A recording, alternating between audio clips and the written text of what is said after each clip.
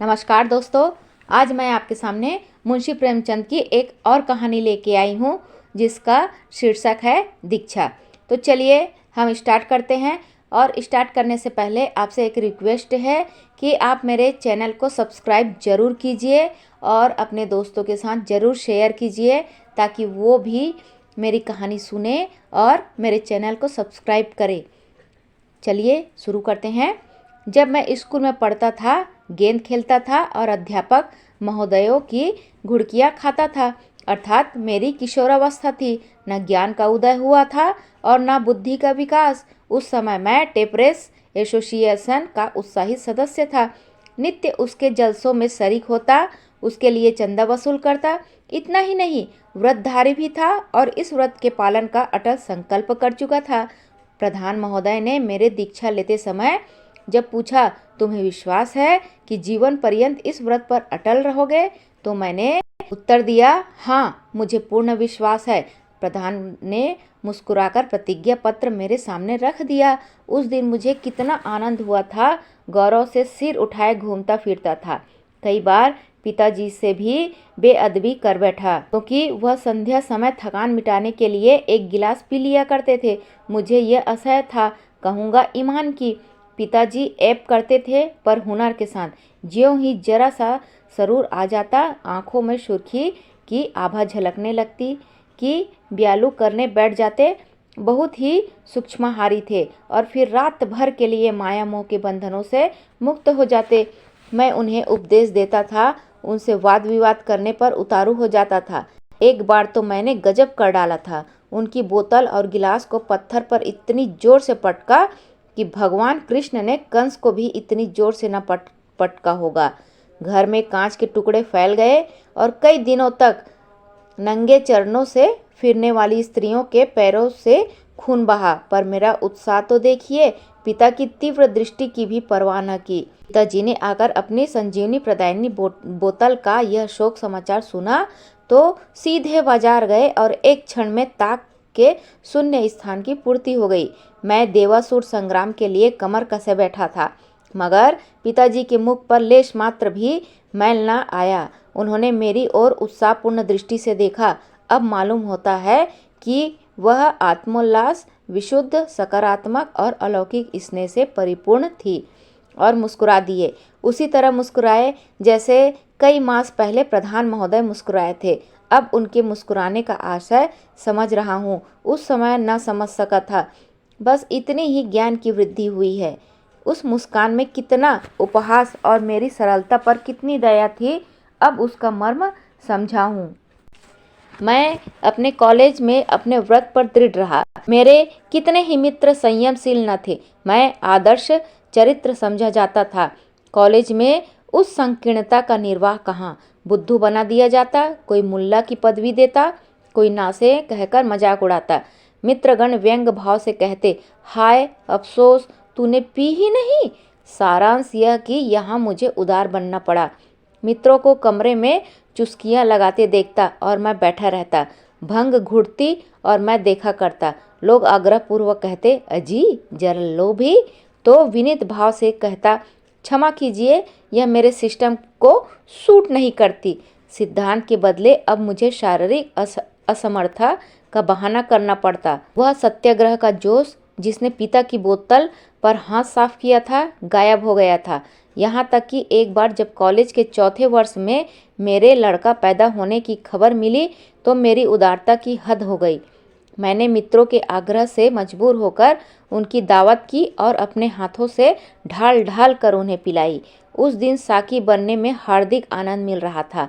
उदारता वास्तव में सिद्धांत से गिर जाने, आदर्श से च्युत हो जाने का ही दूसरा नाम है। अपने मन को समझाने के लिए युक्तियों का अभाव नहीं होता। संसार में सबसे आसान काम अपने को धोखा देना है। मैंने खुद तो नहीं पी, पिला दी, इसमें मेरा क्या नुकसान। दोस्तों की दिल शिकनी तो नहीं की। मजा तो तभी है कि दूसरों को पिलाए और खुद ना पिए। खैर, कॉलेज से मैं बेदाग निकल आया। अपने शहर में वकालत शुरू की। सुबह से आधी रात तक चक्की में जूतना पड़ता। वे कॉलेज के सैर सपाटे, आमोद विनोद सब स्वप्न हो गए। मित्रों की आम दफ्तर बंद हुई। यहाँ तक कि छुट्टियों में भी दम मारने की फुर्सत न मिलती। जीवन संग्राम कितना विकट है, इसका अनुभव हुआ। इसे संग्राम कहना भी भ्रम है। संग्राम की उमंग, उत्तेजना, वीरता और जय ध्वनि यहाँ कहाँ। यह संग्राम नहीं, ठेलम ठेला धक्कम पेल है। यहाँ चाहे धक्के खाए, मगर तमाशा घुस कर देखे कि दशा है। दरबान की गालियाँ खाना और अपना सा मुंह लेकर चले आना। दिन भर बैठे बैठे अरुचि हो जाती। मुश्किल से 2 चपातियाँ खाता और मन में कहता, क्या इन्हीं 2 चपातियों के लिए यह सिर मगजन और यह दीदा रेजी है। मरो खपो और व्यर्थ के लिए। इसके साथ यह अरमान भी था कि अपनी मोटर हो, विशाल भवन हो, थोड़ी सी जमींदारी हो, कुछ रुपये बैंक में हो। पर यह सब हुआ भी तो मुझे क्या, संतान उनका सुख भोगेगी। मैं तो व्यर्थ ही मरा, मैं तो खजाने का सांप ही रहा। नहीं, यह नहीं हो सकता। मैं दूसरों के लिए प्राण ही न दूंगा, अपनी मेहनत का मजा खुद भी चखूंगा। क्या करूं, कहीं सैर करने चलूं? मुवक्किल सब तितर बितर हो जाएंगे। ऐसा नामी वकील तो हूँ नहीं कि मेरे बगैर काम ही न चले, और कतिपय नेताओं की भांति असहयोग व्रत धारण करने पर भी कोई बड़ा शिकार देखूं तो झपट पड़ूं। यहाँ तो पिद्दी, बटेर, हारिल, इन्हीं सब पर निशाना मारना है। फिर क्या रोज थिएटर जाया करूं? फिजूल है। कहीं 2 बजे रात को सोना नसीब होगा, बिना मौत मर जाऊंगा। आखिर मेरे हम पेशा और भी तो हैं। वे क्या करते हैं जो उन्हें बराबर खुश और मस्त देखता हूँ? मालूम होता है उन्हें कोई चिंता ही नहीं है। स्वार्थ सेवा अंग्रेजी शिक्षा का प्राण है। पूर्व संतान के लिए, यश के लिए, धर्म के लिए मरता है, पश्चिम अपने लिए। पूर्व में घर का स्वामी सबका सेवक होता है। वह सबसे ज़्यादा काम करता, दूसरों को खिलाकर खाता, दूसरों को पहनाकर पहनता। किंतु पश्चिम में वह सबसे अच्छा खाना, अच्छा पहनना अपना अधिकार समझता है। यहाँ परिवार सर्वोपरि है, वहाँ व्यक्ति सर्वोपरि है। हम बाहर से पूर्व और भीतर से पश्चिम हैं। हमारे सत आदर्श दिन दिन लुप्त होते जा रहे हैं। मैंने सोचना शुरू किया, इतने दिनों की तपस्या से मुझे क्या मिल गया। दिन भर छाती फाड़कर काम करता हूँ, आधी रात को मुंह ढाँपकर सोया रहता हूँ। यह भी कोई जिंदगी है? कोई सुख नहीं, मनोरंजन का कोई सामान नहीं। दिन भर काम करने के बाद टेनिस क्या खाक खेलूंगा? हवाखोरी के लिए भी तो पैरों में जूता चाहिए। ऐसे जीवन की रसमय बनाने के लिए केवल एक ही उपाय है, आपकी स्मृति, जो एक क्षण के लिए मुझे संसार की चिंताओं से मुक्त कर दे। मैं अपनी परिस्थिति को भूल जाऊं, अपने को भूल जाऊं, जरा हंसूं, जरा कहा मारूं, जरा मन में स्फूर्ति आए। केवल एक ही बूटी है जिसमें ये गुण है, और वह मैं जानता हूँ। कहाँ की प्रतिज्ञा, कहाँ का व्रत, वे बचपन की बातें थी। उस समय क्या जानता था कि मेरी यह हालत होगी। न स्फूर्ति का बाहुल्य था, पैरों में शक्ति थी, घोड़े पर सवार होने की क्या जरूरत थी। तब जवानी का नशा था, अब यह कहाँ। यह भावना मेरे पूर्व संचित समय की जड़ों को हिलाने लगी। वह नित्य नई नई युवतियों से सशक्त हो आती थी। क्यों, क्या तुम ही सबसे अधिक बुद्धिमान हो? सब तो पीते हैं। जजों को देखा, इल्जास छोड़कर जाते और पी आते हैं। प्राचीन काल में ऐसे व्रत निभ जाते थे जब जीविका इतनी प्राणघातक न थी। लोग हंसेंगे ही ना कि बड़े व्रतधारी की दुम बने थे। आखिर आ गए ना चक्कर में, हंसने दो। मैंने नाहक व्रत लिया, उसी व्रत के कारण इतने दिनों की तपस्या करनी पड़ी। नहीं पी तो कौन सा बड़ा आदमी हो गया, कौन सम्मान पा लिया। पहले किताबों में पढ़ा करता था, यह हानि होती है, वह हानि होती है, मगर कहीं तो नुकसान होते नहीं देखता। हाँ, पियक्कड़ मदमस्त हो जाने की बात और है। उस तरह तो अच्छी से अच्छी वस्तु का दुरुपयोग भी हानिप्रद होता है। ज्ञान भी जब सीमा से बाहर हो जाता है तो नास्तिकता के क्षेत्र में पहुंचता है। पीना चाहिए एकांत में, चेतना को जागृत करने के लिए, सुलाने के लिए नहीं। बस पहले दिन जरा जरा झिझक होगी, फिर किसका डर है।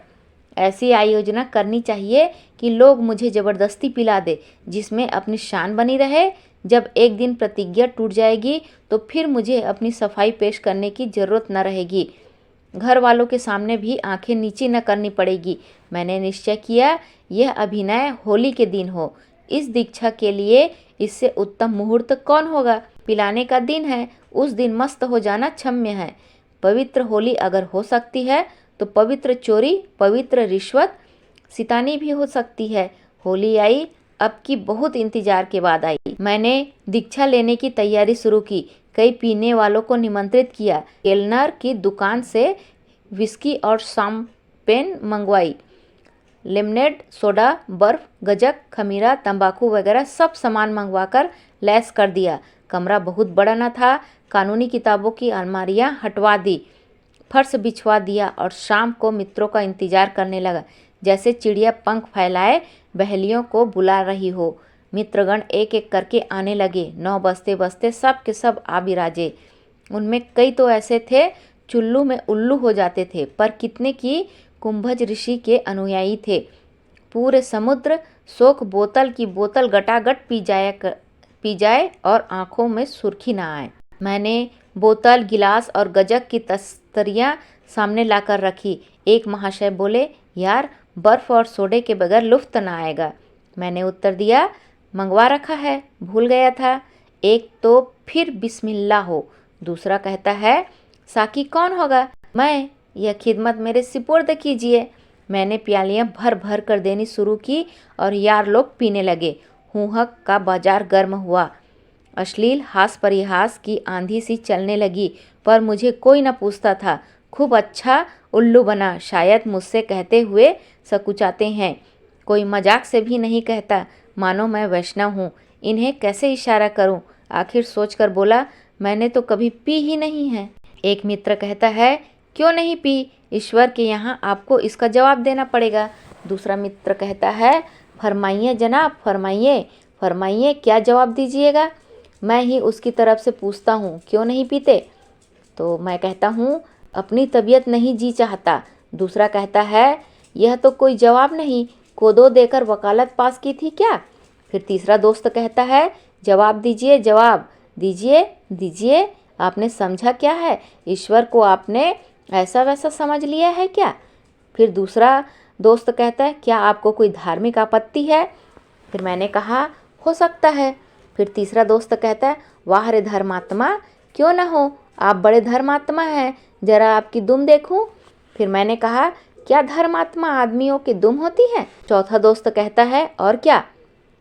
किसी की एक हाथ की, किसी की 2 हाथ की। आप हैं किस फेर में? दुमदारों के सिवा आज धर्मात्मा है ही कौन? हम सब पर पापात्मा हैं। तीसरा दोस्त कहता है, धर्मात्मा वकील। ओहो, धर्मात्मा। दूसरा दोस्त कहता है, धार्मिक आपत्ति तो आपको हो ही नहीं सकती। वकील होना धार्मिक विचारों से शून्य होने का चिन्ह है। मैंने कहा, भाई मुझे सूट नहीं करती। तीसरा दोस्त कहता है, अब मार लिया, मुझी को मार लिया, आपको सूट नहीं करती, मैं सूट करा दूं? दूसरा दोस्त कहता है, क्या किसी डॉक्टर ने मना किया है? मैंने कहा, नहीं। तीसरा दोस्त कहता है, वाह वाह, आप खुद ही डॉक्टर बन गए, अमृत आपको सूट नहीं करता? अरे धर्मात्मा जी, एक बार पी के देखिए। दूसरा दोस्त कहता है, मुझे आपके मुंह से यह सुनकर आश्चर्य हुआ। भाई जी, यह दवा है, महाऔषधि है, यह सोमरस है। कहीं आपके टेम्परेंस की प्रतिज्ञा तो नहीं ले ली है? मैंने कहा, मान लीजिए ली हो तो? तीसरा दोस्त कहता है, तो आप बुद्धू हैं, सीधे सीधे कोरे बुद्धू। चौथा कहता है, जाम चलने को है, सब अहले नज़र बैठे हैं, आँख साकी न चुराना, हम इधर बैठे हैं। फिर दूसरा दोस्त कहता है, हम सभी टेम्परेंस के प्रतिज्ञाधारी हैं, पर जब वह हम ही नहीं रहे तो वह प्रतिज्ञा कहाँ रही? हमारे नाम वही हैं, पर हम वह नहीं हैं। जहाँ लड़कपन की बातें गई, वहीं वह प्रतिज्ञा भी गई। मैंने कहा, आखिर इससे फ़ायदा क्या है? दूसरा कहता है, यह तो पीने ही से मालूम हो सकता है, एक प्याली पीजिए, फ़ायदा न मालूम हो तो फिर न पीजिएगा। तीसरा दोस्त कहता है, मारा मारा, अब मुंजी को पिलाकर छोड़ेंगे। चौथा दोस्त कहता है, ऐसे मैं ख्वार है, दिन रात पिया करते, हम तो सोते में तेरा नाम लिया करते हैं। पहला दोस्त फिर कहता है, तुम लोगों से न बनेगा, मैं पिलाना जानता हूँ। यह महाशय मोटे ताजे आदमी थे। मेरा टेटुआ दबाया और प्याली मुंह में लगा दी। मेरी प्रतिज्ञा टूट गई, दीक्षा मिल गई, मुराद पूरी हुई। किंतु बनावटी क्रोध से बोला, आप लोग अपने साथ मुझे भी ले डूबे। दूसरा कहता है, मुबारक हो मुबारक हो। तीसरा कहता है, मुबारक मुबारक 100 बार मुबारक। अब नव दीक्षित मनुष्य बड़ा धर्मपरायण होता है। मैं संध्या समय दिन भर छुटकारा पाकर जब एकांत में अथवा 2-4 मित्रों के साथ बैठकर प्याले पर प्याले चढ़ाता तो चित्त उल्लसित हो उठता था। रात को निद्रा खूब आती थी, पर प्रातःकाल अंग अंग में पीड़ा होती, अंगड़ाइयाँ आती, दिमाग शिथिल हो जाता। यही जी चाहता कि आराम से पलंग पर लेटा रहूं। मित्रों ने सलाह दी कि खुमारी उतारने के लिए सवेरे भी एक पैक पी लिया करो, जो अति उत्तम है। मेरे मन में भी बात बैठ गई। मुंह हाथ धोकर पहले संध्या किया करता था, अब मुंह हाथ धोकर चट अपने कमरे में एकांत में बोतल लेकर बैठ जाता। मैं इतना जानता था कि नशीली चीज़ों का चस्का बुरा होता है, आदमी धीरे धीरे उनका दास हो जाता है, यहाँ तक कि वह उनके बगैर कुछ काम ही नहीं कर सकता। परंतु ये बातें जानते हुए भी मैं उनके वशीभूत होता जाता था। यहाँ तक नौबत पहुँची कि नशे के बगैर कुछ काम ही न कर सकता। जिसे आमोद के लिए मुँह लगाया था, वह साल ही भर में मेरे लिए जल और वायु की भांति अत्यंत आवश्यक हो गई। अगर कभी किसी मुकदमे में बहस करते करते देर हो जाती तो ऐसी थकावट चढ़ती थी मानो मंजिलों चला हूँ। उस दशा में मैं घर आता, अनायास ही बात बात पर झुंझलाता, कहीं नौकर को डांटता, कहीं बच्चों को पीटता, कहीं स्त्री पर गर्म होता। यह सब कुछ था, पर मैं कतिपय अन्य शराबियों की भांति नशा आते ही धुन की न लेता था, अनर्गल बातें न करता था, हल्ला न मचाता था, न मेरे स्वास्थ्य पर ही मदिरा सेवन का कुछ बुरा असर नजर आता था। बरसात के दिन थे, नदी नाले बढ़े हुए थे। हुक्काम बरसात में भी दौरे करते। उन्हें अपने भत्ते से मतलब, प्रजा को कितना कष्ट होता है इससे उन्हें कुछ सरोकरा नहीं। मैं एक मुकदमे के दौरे पर गया, अनुमान किया था कि संध्या तक लौट आऊँगा, मगर नदियों का चढ़ाव उतार पड़ा। 10 बजे पहुँचने के बदले शाम को पहुँचा। जज साहब मेरी प्रतीक्षा कर रहे थे। मुकदमा पेश हुआ, लेकिन बहस खत्म होते होते रात 9 बज गए। मैं अपनी हालात क्या कहूँ, जी चाहता था जज साहब को नोच खाऊं। कभी अपने प्रतिपक्षी वकील की दाढ़ी नोचने को जी चाहता था, जिसने बरबस बहस को इतना बढ़ाया। कभी जी चाहता था अपना सिर पीट लूं। मुझे सोच लेना चाहिए था कि आज रात को देर हो गई तो जज मेरा गुलाम तो है नहीं कि जो मेरी इच्छा हो वही करे। न खड़े रहा जाता, न बैठे। छोटे मोटे पियक्कड़ मेरी दुर्दशा की कल्पना नहीं कर सकते। खैर 9 बजते बजते मुकदमा समाप्त हुआ, पर अब जाऊं कहाँ। बरसात की रात, कोसों तक आबादी का पता नहीं। घर लौटना कठिन ही नहीं असंभव था। आसपास भी कोई ऐसा गांव नहीं जहां संजीवनी मिल सके। गांव हो भी तो वहां जाए कौन। वकील कोई थानेदार नहीं कि किसी को बेगार में भेज दे। बड़े संकट में पड़ा हुआ था। मुवक्किल दर्शक बेकार में चले गए। मेरा प्रतिद्वंदी मुसलमान चपरासी के दस्तरखान में शरीक होकर डाक बंगले के बरामदे में पड़ा रहा। पर मैं क्या करूं, यहाँ तो प्राणांत सा हो रहा था। वहीं बरामदे में टाट पर बैठा हुआ अपनी किस्मत को रो रहा था। ना नींद आती थी, ना इस कष्ट को भूल जाऊं, अपने को उसी की गोद में सौंप दूं। गुस्सा अलबत्ते था कि वह दूसरा वकील कितनी मीठी नींद से सो रहा है, मानो ससुराल में सुख सेज पर सोया हुआ है। इधर तो मेरा यह बुरा हाल था, उधर डाक बंगले में साहब बहादुर गिलास पर गिलास चढ़ा रहे थे। शराब के ढलने की मधुर ध्वनि मेरे कानों में आकर चित्त हो और भी व्याकुल कर देती। मुझसे बैठे न रहा गया। धीरे धीरे चिक के पास गया और अंदर झांकने लगा। आह, कैसा जीवनप्रद दृश्य था। सफ़ेद बिल्लौर के गिलास में बर्फ और सोडा वाटर के से अलंकृत अरुण मुख कामिनी शोभायमान थी। मुंह में पानी भर आया। उस समय कोई मेरा चित्र उतारता तो लोलुपता के चित्रण से बाजी मार ले जाता। साहब की आंखों में सुर्खी थी, मुंह पर सुर्खी थी। एकांत में बैठा पीता और मानसिक उल्लास की लहर में एक अंग्रेजी गीत गाया था। कहाँ वह स्वर्ग का सुख और कहाँ यह मेरा नरक भोग। कई बार प्रबल इच्छा हुई कि साहब के पास चलकर एक गिलास मांगूं, पर डर लगता था कि कहीं शराब के बदले ठोकर मिलने लगे तो यहाँ कोई फरियाद सुनने वाला भी नहीं है। मैं वहाँ तब तक खड़ा रहा जब तक साहब का भोजन समाप्त न हो गया। मन चाहे भोजन का सूरा सेवन के उपरांत उसने खानसामा को मेज साफ करने के लिए बुलाया। खानसामा वही मेज के नीचे बैठा ऊँघ रहा था। उठा और प्लेट लेकर बाहर निकला तो मुझे देखकर चौंक पड़ा। मैंने शीघ्र ही उसको आश्वासन दिया, डरो मत, मैं हूँ। खानसामा ने चकित होकर कहा, आप हैं वकील साहब? क्या हुजूर यहाँ खड़े थे? मैंने कहा, हाँ, जरा देखता था कि ये सब कैसे खाते पीते हैं, बहुत शराब पीते हैं।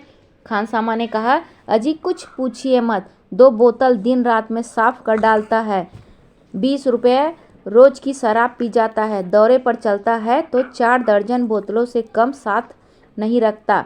मैंने कहा, मुझे भी कुछ आदत है पर आज न मिली। खानसामा ने कहा, तब तो आपकी बड़ी तकलीफ हो रही होगी। मैंने कहा, क्या करूं, यहाँ तो कोई दुकान भी नहीं।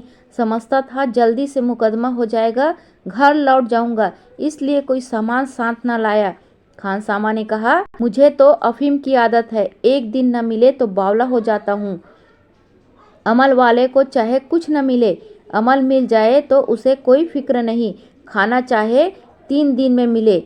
मैंने कहा, वही हाल है भाई, भुगत रहा हूँ, ऐसा मालूम होता है बदन में जान ही नहीं है। खानसामा ने कहा, हुजूर को कम से कम 1 बोतल साथ रख लेनी चाहिए थी, जेब में डाल लेते। मैंने कहा, इतनी ही तो भूल हुई, नहीं रोना काहे का था? खानसामा ने कहा, नींद भी न आती होगी। मैंने कहा, कैसी नींद, दम लंबों पर है, न जाने रात कैसे गुजरेगी। मैं चाहता था खानसामा अपनी तरफ से मेरी अग्नि शांत करने का प्रस्ताव करे जिसमें मुझे लज्जित न होना पड़े, पर खानसाम भी चंट था। बोला, अल्लाह का नाम लेकर सो जाइए, नींद कब तक ना आएगी? नींद तो और ना आएगी, हाँ मर भले ही जाऊंगा। क्या साहब बोतलें गिनकर रखते हैं? गिनते तो क्या होंगे? खानसामा ने कहा, अरे हुजूर, एक ही मुंजी है, बोतल पूरी नहीं होती तो उस पर निशान बना देता है, मजाल है कि एक बूंद भी कम हो जाए। मैंने कहा, बड़ी मुसीबत है, मुझे तो 1 गिलास चाहिए, बस इतनी ही चाहता हूँ कि नींद आ जाए, जो इनाम कहो वह दे दूंगा। खानसामा ने कहा, इनाम तो हुजूर देंगे ही, लेकिन खौफ यही है कि कहीं भांप गया तो मुझे जिंदा ना छोड़ेंगे। मैंने कहा, यार लाओ, अब ज़्यादा सब्र की ताब नहीं है। खानसामा ने कहा, आपके लिए जान हाजिर है, पर 1 बोतल 10 रुपए की आती है, मैं कल किसी बेगार से मंगवा कर तादाद पूरी कर दूंगा। मैंने कहा, 1 बोतल थोड़े ही पी जाऊंगा। खानसामा ने कहा, साथ लेते जाइएगा हुजूर, आधी बोतल खाली मेरे पास रहेगी तो उसे फौरन सुबह हो जाएगा। बड़ा सकी है, मेरा मुंह सूंघा करता है कि इसने पी न ली हो। मुझे 20 रुपये मेहताने के मिले थे, दिन भर की कमाई का आधा देते हुए कलक तो हुआ, पर दूसरा उपाय ही क्या था। चुपके से 10 रुपये निकालकर खानसामा के हवाले किए। उसने 1 बोतल अंग्रेजी शराब मुझे ला दी, बर्फ़ और सोडा भी लेता आया।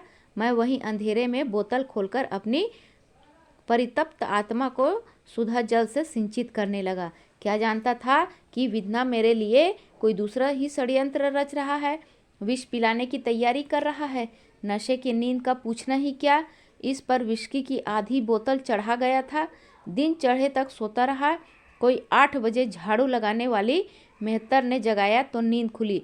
शराब की बोतल और गिलास सिरहाने रखकर छतरी में छिपा दिया था, ऊपर से अपना गाउन डाल दिया। उठते ही उठते सिरहाने निगाह गई, बोतल और गिलास का पता न था। कलेजा धक से हो गया। खानसामा को खोजने लगा कि पूछूं, उसने तो कहीं उठाकर रख दिया। इस विचार से उठा और टहलता हुआ डाक बंगले के पिछवाड़े गया, जहां नौकरों के लिए अलग कमरे बने हुए थे, पर वहां का भयंकर दृश्य देखकर आगे कदम बढ़ाने का साहस न हुआ। साहब, आप कहते हैं हम क्या झूठ बोलता है, 29 बोतल नहीं था। खानसामा ने कहा, हुजूर, खुदा की कसम मुझे नहीं मालूम कितनी बोतलें थी। इस पर साहब ने खानसामा को कई तमाचे लगाए, फिर कहा, तुम गिने, तुम न बताएगा तो हम तुमको जान से मार डालेगा। हमारा कुछ नहीं हो सकता, हम हाकिम हैं और हाकिम लोग हमारा दोस्त है, हम तुमको अभी अभी मार डालेगा। नहीं तो बतला दे, एक बोतल कहाँ गया। मेरे प्राण सूख गए। बहुत दिनों के बाद ईश्वर की याद आई। मन ही मन गोवर्धनधारी का स्मरण करने लगा। अब लाज तुम्हारे हाथ है। अंग्रेज है, न जाने क्या मुसीबत ढा दे। भगवान, खान साहब का मुंह बंद कर दो, उसकी वाणी हर लो। तुमने बड़े बड़े द्रोहियों और दुष्टों की रक्षा की है। अजामिल को तुम्ही ने तारा था। मैं भी द्रोही हूँ, द्रोहियों का द्रोही हूँ। मेरा संकट हरो। अब की जान बची तो शराब की ओर आंख न उठाऊंगा। मार के आगे भूत भागता है। मुझे तो प्रति क्षण यह शंका होती थी कि कहीं यह लोकोक्ति चरितार्थ न हो जाए, कहीं खानसामा खुल न पड़े। नहीं तो फिर मेरी खैर नहीं। सनद छीने जाने का, चोरी का मुकदमा चल जाने का या जज साहब से तिरस्कृत किए जाने का इतना भय न था जितना साहब के पदाघात का लक्ष्य बढ़ने का। जालिम हंटर लेकर दौड़ न पड़े। यूँ तो मैं इतना दुर्बल नहीं हूँ, हिष्ट पुष्ट और साहसी मनुष्य हूँ। कॉलेज में खेलकूद के लिए पारितोषिक पा चुका हूँ। अब भी बरसात में 2 महीने मुकद्दर फेर लेता हूँ, लेकिन उस समय भय के मारे बुरा हाल था। मेरे नैतिक बल का आधार पहले ही नष्ट हो चुका था। चोर में बल कहाँ? मेरा मान, मेरा भविष्य, मेरा जीवन खानसामा के केवल एक शब्द पर निर्भर था, केवल एक शब्द पर, जिसका जीवन सूत्र इतना क्षीण, इतना जीर्ण, इतना जर्जर होगा। मैं मन ही मन प्रतिज्ञा कर रहा था, शराबियों की तौबा नहीं, सच्ची दृढ़ प्रतिज्ञा की इस संकट से बचा तो फिर शराब न पीऊँगा। मैंने अपने मन को चारों ओर से बांध रखने के लिए, उसके कुतर्कों का द्वार बंद करने के लिए एक भीषण शपथ खाई। मगर हाय रे, कोई सहायक न हुआ। न गोवर्धनधारी ने सूद ली, न नृसिंह भगवान ने। वे सब सतयुग में आया करते थे। न प्रतिज्ञा कुछ काम आई, न शपथ का कुछ असर हुआ। मेरे भाग्य या दुर्भाग्य में जो कुछ बदा था वह होकर रहा। विधना ने मेरी प्रतिज्ञा सुदृढ़ करने के लिए शपथ को यथेष्ट न समझा। खानसामा बेचारा अपनी बात का धनी था। थप्पड़ खाए, ठोकर खाई, दाढ़ी नुचवाई, पर न खुला न खुला। बड़ा सत्यवादी वीर पुरुष था। मैं शायद ऐसी दशा में इतना अटल न रह सकता। शायद पहले ही थप्पड़ में उगल देता। उसकी ओर से मुझे जो घोर शंका हो रही थी वह निर्मूल सिद्ध हुई। जब तक जीऊँगा उस वीरात्मा का गुणानुवाद करता रहूँगा। पर मेरे ऊपर दूसरी ही ओर से वज्रपात हुआ। खानसामा पर जब मार धाड़ का कुछ असर न हुआ तो साहब उसके कान पकड़े हुए डाक बंगले की तरफ चले। मैंने उन्हें आते देखा। चटपट सामने बरामदे में आ बैठा और ऐसा मुंह बना लिया मानो कुछ जानता ही नहीं। साहब ने खानसामा को लाकर मेरे सामने खड़ा कर दिया। मैं भी उठकर खड़ा हो गया। उस समय यदि कोई मेरे हृदय को चीरता तो रक्त की एक बूंद भी नहीं निकलती। साहब ने मुझसे पूछा, वेल वकील साहब, तुम शराब पीता है? मैं इनकार न कर सका। तुमने रात शराब पी थी? मैं इनकार न कर सका। तुमने मेरे इस खानसामा से शराब ली थी? मैं इनकार न कर सका। तुमने रात को शराब पीकर बोतल और गिलास अपने सिर के नीचे छिपा कर रखा था? मैं इनकार न कर सका। मुझे भय था कि खानसामा कहीं खुल न पड़े, पर उल्टे मैं ही खुल पड़ा। तुम जानता है यह चोरी है। मैं इनकार न कर सका। हम तुमको मुअत्तल कर सकता है, तुम्हारा सनद छीन सकता है, तुमको जेल भेज सकता है। यथार्थ ही था। हम तुमको ठोकरों से मारकर गिरा सकता है, हमारा कुछ नहीं हो सकता। यथार्थ ही था। तुम काला आदमी वकील बनता है, हमारे खानसामा से चोरी शराब लेता। तुम सुअर, लेकिन हम तुमको वही सजा देगा जो तुम पसंद करो। तुम क्या चाहता है? मैंने कांपते हुए कहा, हुजूर, मुआफ़ी चाहता हूँ। नहीं, हम सजा पूछता है, जो हुजूर मुनासिब समझे। अच्छा, यही होगा। यह कहकर उस निर्दयी नर पिशाच ने 2 सिपाहियों को बुलाया और उनसे मेरे दोनों हाथ पकड़वा दिए। मैं मौन धारण किए इस तरह सिर झुकाए खड़ा रहा जैसे कोई लड़का अध्यापक के सामने बेत खाने को खड़ा होता है। इसे मुझे क्या दंड देने का विचार है? कहीं मेरी मुश्कें तो न कसवाएगा या कान पकड़कर उठा बैठी तो न करवाएगा? देवताओं से सहायता मिलने की कोई आशा तो न थी, पर अदृश्य का आह्वान करने के अतिरिक्त और क्या उपाय ही था? मुझे सिपाहियों के हाथ छोड़कर साहब दफ्तर में ले गए और वहाँ से मोहर छापने की स्याही और ब्रश लिए हुए निकले। अब मेरी आंखों से अश्रुपात होने लगा। यह घोर अपमान, और थोड़ी सी शराब के लिए, यह भी दुगुने दाम देने पर। साहब ब्रश से मेरे मुंह में कालीमा पोत रहे थे, वह कालीमा जिसे धोने के लिए सेरो साबुन की जरूरत थी, और मैं भीगी बिल्ली की भांति खड़ा था। उन दोनों यमदूतों को भी मुझ पर दया न आती थी। दोनों हिंदुस्तानी थे, पर उन्हीं के हाथों मेरी यह दुर्दशा हो रही थी। इस देश को स्वराज मिल चुका है। साहब कालीमा पोतते और हंसते जाते थे, यहाँ तक कि आंखों के सिवा तिल भर भी जगह न बची। थोड़ी सी शराब के लिए आदमी से वनमानुष बनाया जा रहा था। दिल में सोच रहा था, यहाँ से जाते ही जाते बच्चा पर मानहानि की नालिश कर दूंगा, या किसी बदमाश से कह दूंगा इजलास ही पर बच्चा की जूतों से खबर ले। मुझे बनमानुष बनाकर साहब ने मेरे हाथ छुड़वा दिए और ताली बजाता हुआ मेरे पीछे दौड़ा। 9 बजे का समय था। कर्मचारी, मुवक्किल, चपरासी सभी आ गए थे। सैकड़ों आदमी जमा थे। मुझे न जाने क्या सामत सूझी कि वहां से भागा। यह उस प्रहसन का सबसे करुणाजनक दृश्य था।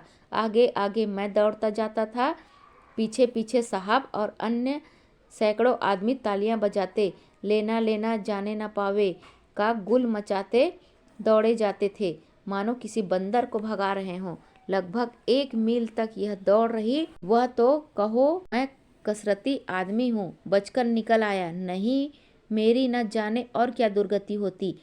शायद मुझे गधे पर बिठाकर घुमाना चाहते थे। जब सब पीछे रह गए तो मैं एक नाले के किनारे बेदम होकर बैठ रहा। अब मुझे सूझी कि यहाँ कोई आया तो पत्थरों से मारे बिना न छोड़ूंगा, चाहे उल्टी पड़े या सीधी। किंतु मैंने नाले में मुंह धोने की चेष्टा नहीं की। जानता था पानी से यह कालीमा न छूटेगी। यह सोचता रहा कि इस अंग्रेज पर कैसे अभियोग चलाऊं। यह तो छिपाना ही पड़ेगा कि मैंने इसके खानसामा से चोरी की शराब ली। अगर यह बात साबित हो गई तो उल्टा मैं ही फंस जाऊंगा। क्या हरज है, इतना छिपा दूंगा। शत्रुता का कारण कुछ और ही दिखा दूंगा, पर मुकदमा जरूर चलाना चाहिए। जाऊं कहाँ? यह कालीमा मंडित मुंह कैसे दिखाऊं? हाय, बदमाश की कालिक ही लगानी थी तो क्या तबे में कालिक न थी, लैंप में कालिक न थी? कम से कम छूट तो जाती। जितना अपमान हुआ है वहीं तक रहता।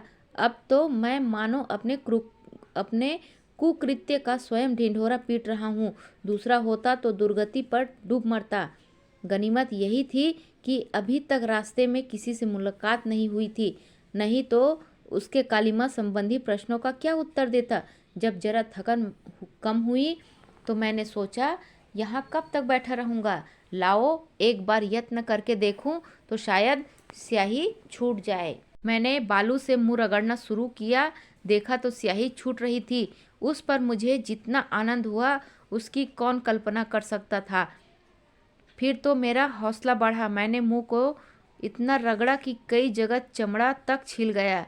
किंतु वह कालीमा छुड़ाने के लिए मुझे इस समय बड़ी से बड़ी पीड़ा भी तुच्छ जान पड़ती थी। यद्यपि मैं नंगे सिर था, केवल कुर्ता और धोती पहने हुए था, पर यह कोई अपमान की बात नहीं। गाउन, अचकन, पगड़ी डाक बंगले में ही रह गई, उसकी मुझे चिंता न थी। कालिक तो छूट गई, लेकिन कालीमा छूट जाती है, पर उसका दाग दिल में कभी नहीं मिटता। इस घटना को हुए आज बहुत दिन हो गए। पूरे 5 साल हुए मैंने शराब का नाम नहीं लिया। पाने की कौन कहे। कदाचित मुझे सन्मार्ग पर लाने के लिए यह ईश्वरीय विधान था। कोई युक्ति, कोई तर्क, कोई चुटकी मुझ पर इतनी स्थायी प्रभाव न डाल सकती थी। सुफल को देखते हुए तो मैं यही कहूँगा कि जो कुछ हुआ बहुत अच्छा हुआ। वह होना चाहिए था, पर उस समय दिल पर जो गुजरी थी उसे याद करके आज भी नींद उचट जाती है। अब विपत्ति कथा को क्यों तुल दूं? पाठक स्वयं अनुमान कर सकते हैं। खबर तो फैल गई, किंतु मैंने झेपने और शर्माने के बदले बेहयाई से काम लेना अधिक अनुकूल समझा। अपनी बेवकूफ़ी पर हंसता था और बेधड़क अपनी दुर्दशा की कथा कहता था। हाँ, चालाकी यह की कि उसमें कुछ थोड़ा सा अपनी तरफ से बढ़ा दिया, अर्थात रात को जब मुझे नशा चढ़ा तो मैं बोतल और गिलास के लिए साहब के कमरे में घुस गया था और उसे कुर्सी से पटक कर खूब मारा था। इस छेपक से मेरी दलिता अपमानित मर्दित आत्मा को थोड़ी सी तस्कीन होती थी। दिल पर तो जो कुछ गुजरी वह दिल ही जानता है। सबसे बड़ा भय मुझे यह था कि कहीं यह बात मेरी पत्नी के कानों तक न पहुँचे, नहीं तो उन्हें बड़ा दुख होगा। मालूम नहीं सुना या नहीं, पर कभी मुझसे इसकी चर्चा नहीं की।